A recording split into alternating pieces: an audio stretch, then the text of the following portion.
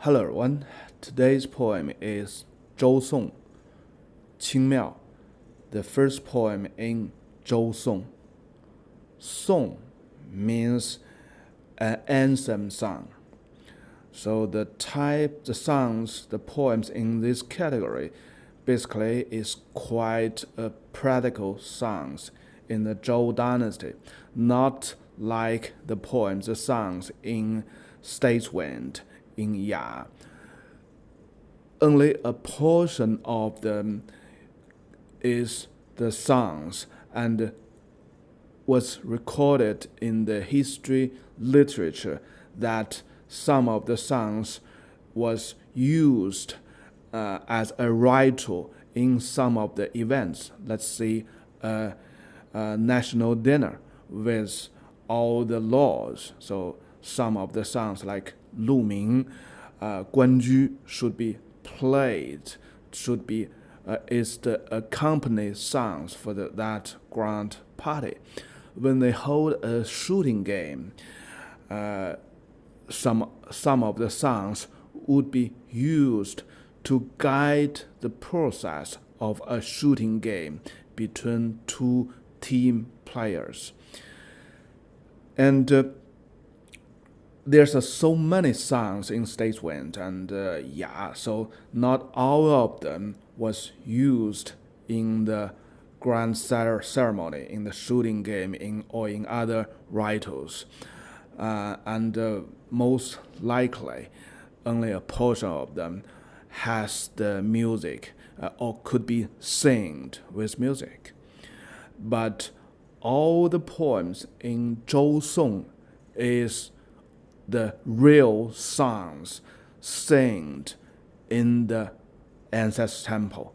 And we are very also clear about all the songs was for the god and their ancestors. So when we read the poems in this portion, you should be very clear. The song was dedicated, is a report to the god, to their ancestors. Well, normally people don't like to read these songs because it's so boring or it's too political, because it's a report. It's a political report to the gods, to the heavens, and that doesn't comply to the life to most of majority of people, right? So the majority of people, we have families, we have brothers, we have ancestors. So that's the common interest and the common feelings we can share, and also we can compare with each other. And that's why the songs in the Zhou Song was not very popular. Most people don't like it. We don't read it much. But if you are a historian, if you are a politicians, the Zhou Song is a very, very good source for your knowledge, for your history background. And also for the literacy, a lot of words was still used quite popular from these poems, from the songs in this portion. Before we get to the first poem, Qing Miao, let me share some of the common characteristics of Zhou Song. First, it's a song dedicated to the god, to the ancestors. It's a praise song. So unless you have some of the great achievement, you can make a song and sing it in the ancestor temple, and then it was recorded for the later generations, for the following, for the later ceremonies. They can reuse this song as an anthem song in the ancestor temple. So it should be a song for the merit, for virtue. So that's the thing of the Zhou Song. And the second, in the Book of Songs, Zhou Song is not the only anthem in Book of Songs. We have Zhou Song, we have Shang Song, we also have Lu Song. So Shang Song is the anthem songs in the previous dynasty. So when we compare to another historical literature, Shangshu, we have the history record categorized according different dynasty. The first is Yu, the dynasty of Yu. The second is the dynasty of Xia dynasty. The third is the dynasty of the Shang, and the last is the dynasty of Zhou, the Zhou dynasty. But it's quite strange. In the Book of Songs, we only have two anthem songs of two dynasties, the Shang dynasty and the Zhou dynasty. And which is more interesting is the Shang Song, the anthem songs of the Shang dynasty was after the song of the Zhou dynasty. Not like the history book. The history book is according to the time. The oldest comes the first. And in the Book of Songs, the Shang anthem songs comes after the Zhou anthem songs. So that's another very interesting things. And the third interesting thing is the anthem songs is to the ancestors. Precisely not the ancestors, the very first king of the Zhou. The anthem song is to the very first and the second king of the Zhou, and also to the heaven, to the God. So if we level the importance in the political, in the state affairs, these are the most important things. But anyhow, in the Book of Songs, the state winds comes the first. The state winds is about the local flavor, the things of the public majorities, of the public peoples. So the second is the Ya. Ya is the songs from the nobles, from the lords. And the third is Song, is the anthem, is the anthem for the very first and the second king of the Zhou.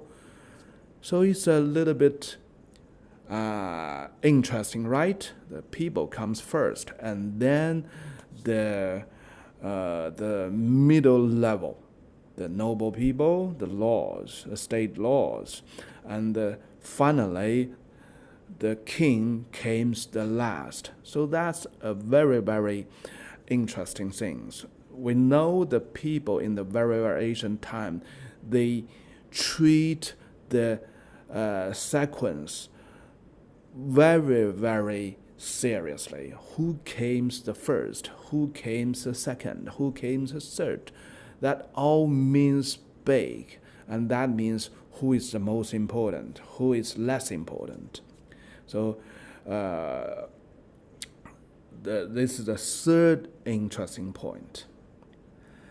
And the fourth interesting point is we mentioned we have three anthem songs, the Zhou anthem songs, the Shang anthem songs, and the Lu anthem songs. These three anthem songs the flavor is quite different. And it was said that at the very beginning there is only Zhou Song, the anthem song of the Zhou dynasty, and it was for the Confucius' sake. It was the Confucius who attached the anthem song of Shang and Lu, because the Confucius is the citizen of the Lu state. So he attached the Shang ancient sons. His ancestors is from the Shang dynasty. His ancestors was a noble person in the Shang dynasty, and he shared the blood of the Shang royal families. So basically, from the bloodline, Confucius was a people of the Shang people. So he attached the Shang Song and the Lu Song to this portion of Book of Songs. So that's very, very interesting thing as well. And basically, we have three category or three scrolls, three volumes in the Zhou Song, and they are talking the topic a little bit different in these three chapters, in these three volumes. The first volume basically is about the songs direct to the first king, the King Wen, and the King Wu, the second king, the King Wu. And the second volume basically is more focused on the people who are with who are the participants in this grand ceremony. So basically, in this grand ceremony in the ancestor temples, a witch or even the king, they sing the anthem songs to the king, to the ancestors directly. And also, it should be a very complex ceremony in my mind. It's not confirmed, but in my mind, the participants, they also sing their anthem songs to the king, to the ancestors, to the god from their angle. So that's the volume 2 and volume 3. And also some ceremonies were likely was not held in the ancestor temple. It was held in the temple of earth, in Chinese, 社. So that's the temple for the earth, for the motherland. And the Zhou people, they believe their ancestors has a strong relationship or has some of the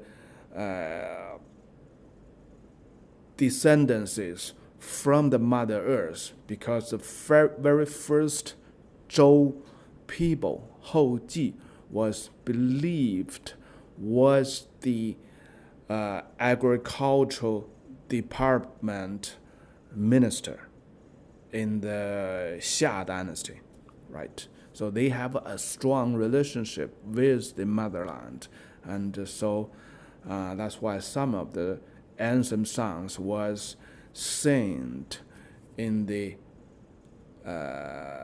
temple of earth.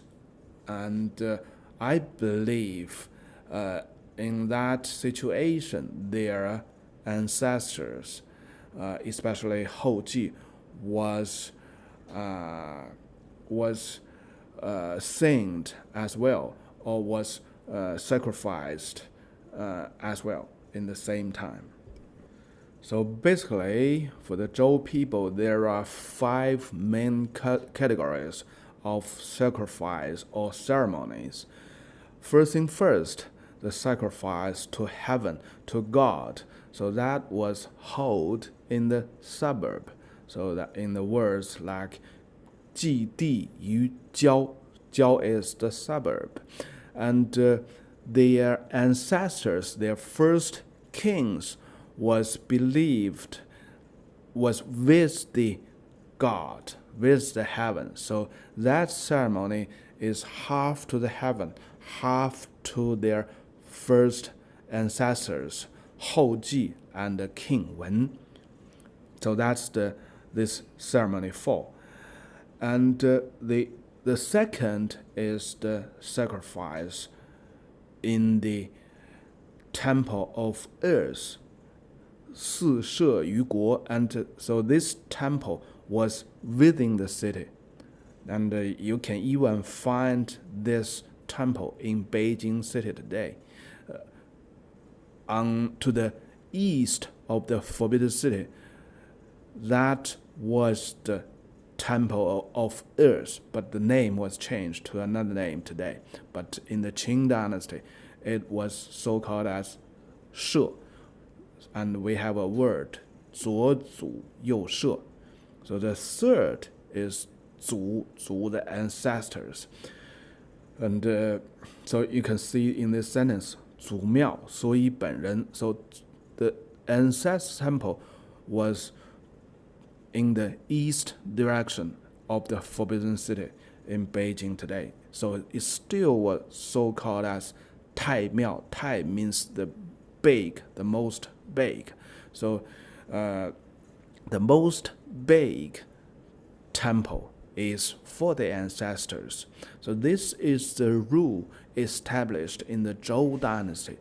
And even the most powerful and important God is the God in heaven, and the mother of earth.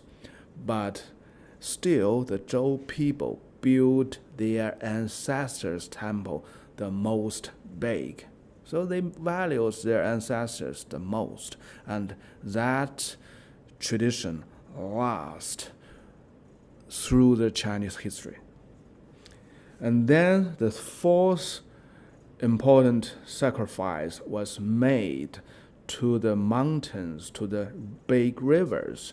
And those big mountains, big rivers, was believed they are also divines with divinity. So they should be sacrificed to pray. The divine could bring fortune and bring luck to the people. And the fifth was so-called 五四. So I talk too much. I won't talk that today. So basically, the most important for the Zhou people is the heaven, the earth, and their ancestors. This first anthem song to King Wen. So be careful. The song is just like a report to King Wen and God. So the sinner is the witches, the king maybe. They are all the descendants of the first king, of the King Wen. So they are making a report, a praise song to King Wen. 榆木清庙肃雍显相. At this sacred temple, we are at your temple now. So the temple is the temple of King Wen. Be careful. We gathered together and we are very serious and silent. And on the other hand, King Wen shows up and he watch us, he take care of us. So it sounds quite a mess, quite Confucius, right? So let me give you more explanations. So Qing Miao is a delicate term for the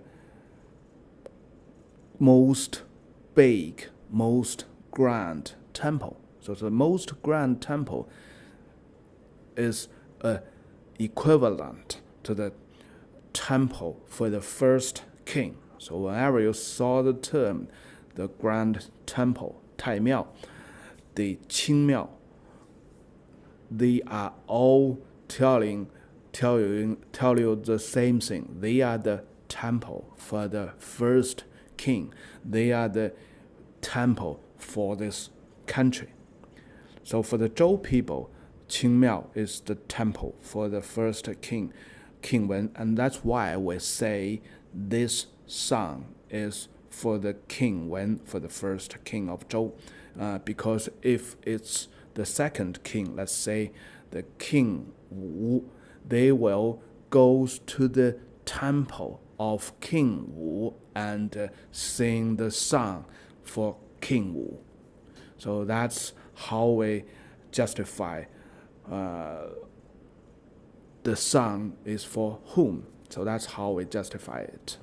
Mu means very, very serious and silent and with respectful. So that's a very normal word.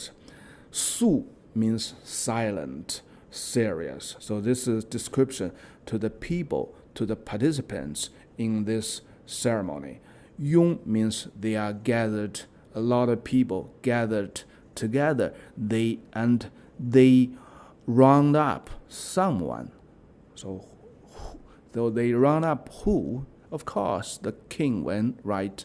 So the ceremony in the Zhou dynasty is they will have a grandson to be an actor, to act as the King Wen. So in this ceremony, actually the King Wen is sort of a live person. He's a grandson of him who acts as him. And the people, the participants in this ceremony, they will treat that actor, that grandson of King Wen, as the real King Wen, and they also talk to each other.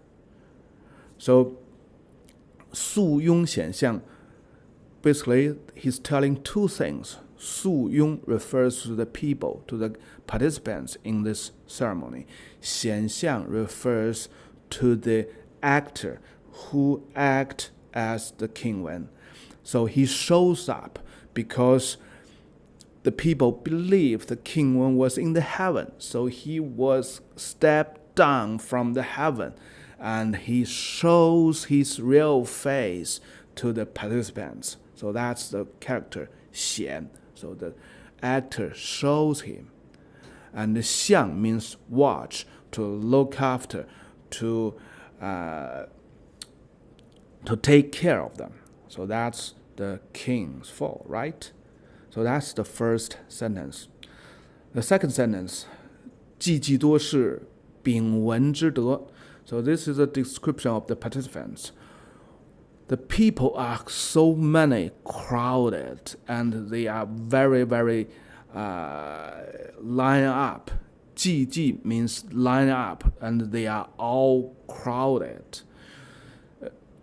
And they all take the virtue of the King Wen. They all have the virtue of the King Wen. So this telling us that they believe the participants, they are all the real descendants of the King Wen, and they inherit everything, the assets, the virtue, the everything from the King Wen, and that's a very, very key things for the Zhou people. So they all emphasize to inherit the virtues, the things from your ancestors. And the character De is a very, very funny character. So in today's language, even in most of the historical literatures, the character De was explained as virtue, but I don't think so. So the De, it refers to the capability to find the right ways, because when we look into the character, the very original form of the character, the left part means the road, the crossroad, and the left part is half with the heart. The heart means your feelings, your emotions, your thoughts, and the other part is just like a big eyes. The eyes means you are seeking a path. You are finding the right path for all the people, for the country. So that's the main responsibility for a king. You find the way, and then you let the people. You find a way to let the people to go to that way. So that's the key task for a king.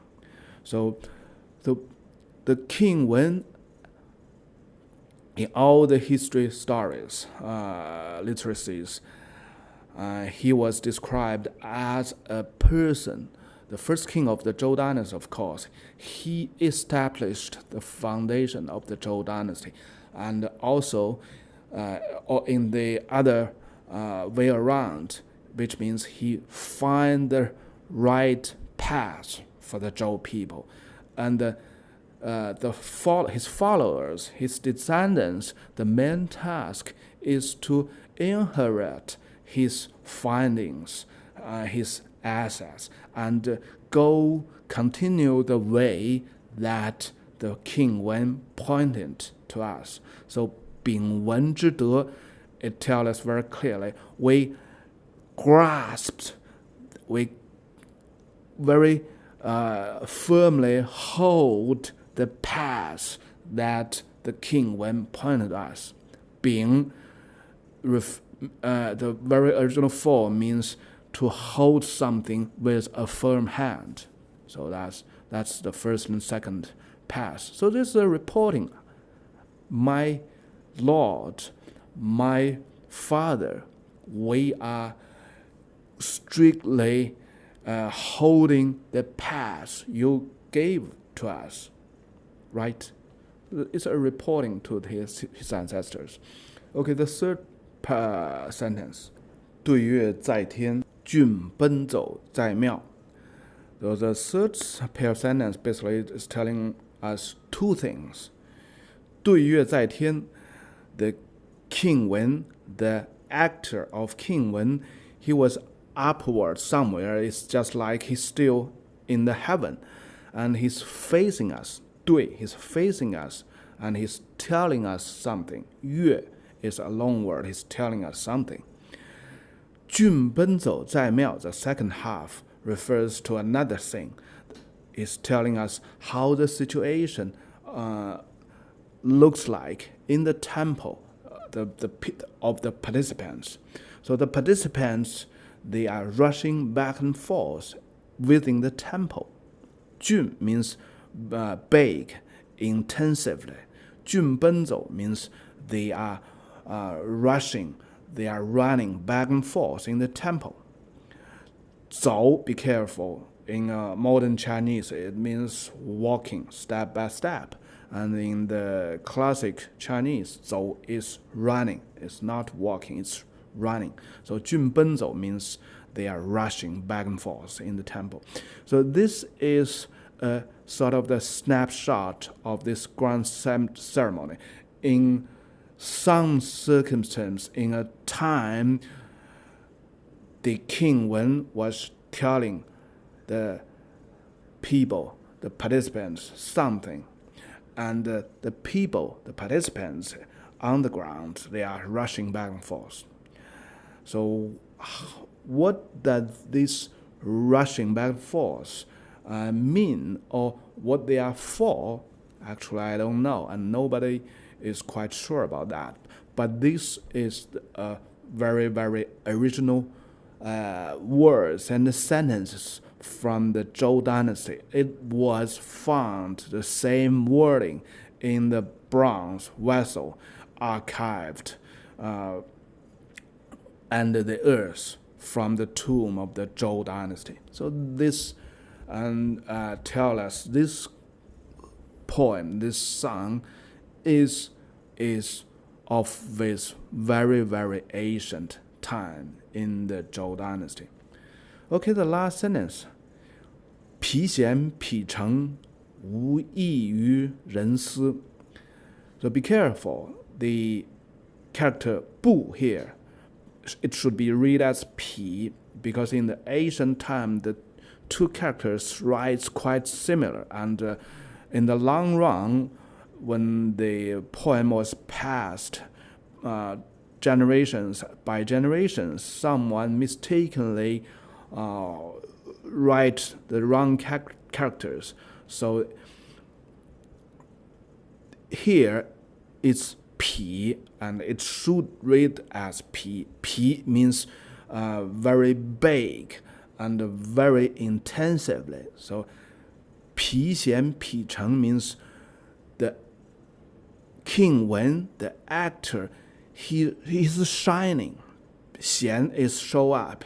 皮贤 means he's shining, right? He's a god. He's from heaven. Of course, he's shining, and he's shining so bright. Thus, he shows us the way, right? So that's why the concept of shining, 明, is always used in this circumstance. 皮成 is we continues, we inherit the things from our ancestors firmly. 皮, so 皮成 is we firmly get hold of the things from our ancestors. We continues their ways. 无异于人思, 无异, normally it always was translated wrong in the normal explanations. 无异 is equivalent to this character, 无异, and this character 异 means shameful. The 异, the very original means mid-level punishment. To have the tattoos, to cut some of the tattoos on the face, on the forehead. So later on, this term becomes the equivalent of shame, shameful. So 无异 means no shame, no shameful to this guy. 无异于人思 is, in today's saying, is 无异于斯人. 斯 means this, 人 is this guy. So which guy? The King Wen, of course. Everything, every word in this poem is for the King Wen in this grand ceremony. So we see the shining King Wen in front of us. We firmly continued the way of the King Wen, and we want to be shameless to King Wen, to this guy as well. It's quite simple, right? And it's just like the yearly review of the government today. So all the wording is quite simple and easily to be understood by everybody, by the citizens. But the difficulties of this poem is the wording is too ancient. What's more, it's so boring, right? The yearly review of the government. Okay, that's for today. Bye-bye.